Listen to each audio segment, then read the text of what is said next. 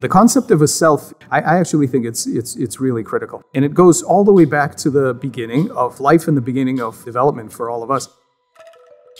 And I think it's really important to understand that the contents of your mind, your self-model, your model of the outside world, where the boundary between you and the outside world is, so where do you end and the outside world begins, all of these things are constantly being constructed and created. The deep notions that we are not a static entity, but rather a constantly self-constructing entity, start all the way back from the earliest moments of embryogenesis.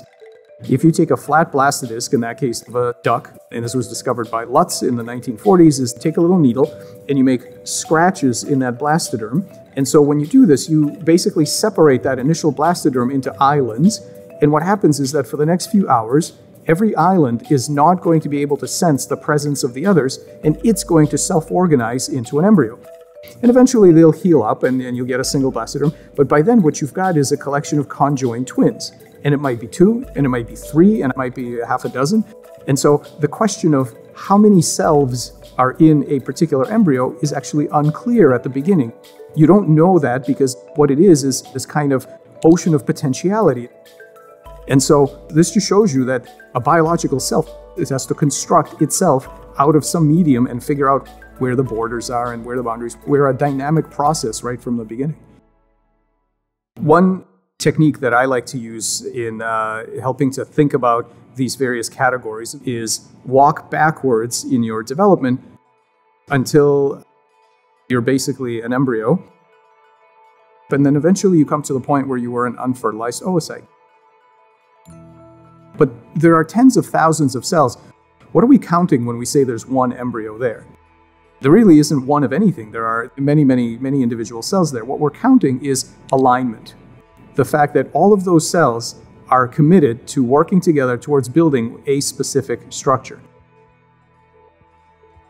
You could also do the same thought experiment on an evolutionary timescale, and you start with a modern human that you might think has certain capacities, moral responsibilities, and various other metacognitive skills, and just walk backwards and ask which of our hominid ancestors did and did not have them.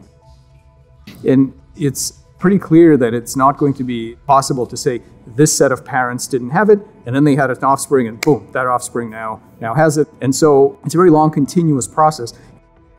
Developmental biology offers no specific place where you can draw a sharp line and say, okay, at time t, this was just physics and chemistry, but look, there the cognition now appeared. And so, these binary categories are completely dissolved if you actually take the biology seriously and follow it all the way down to the beginning.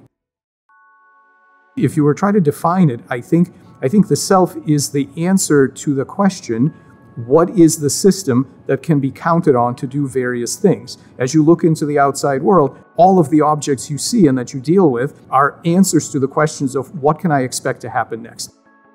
So I think the question of the self is critical. It's critical to understanding what the world is, to have a model of yourself. And that model, if you've ever watched a baby, whether human or otherwise, for the first time trying to figure out what does it have control over, telling that story about what you are is really critical for functioning in the world. And a lot of people get very depressed over the certain scientific stories that we are nothing but. So we are nothing but chemistry and physics. We are nothing but genes. And so we hear a lot of these stories that we are nothing but.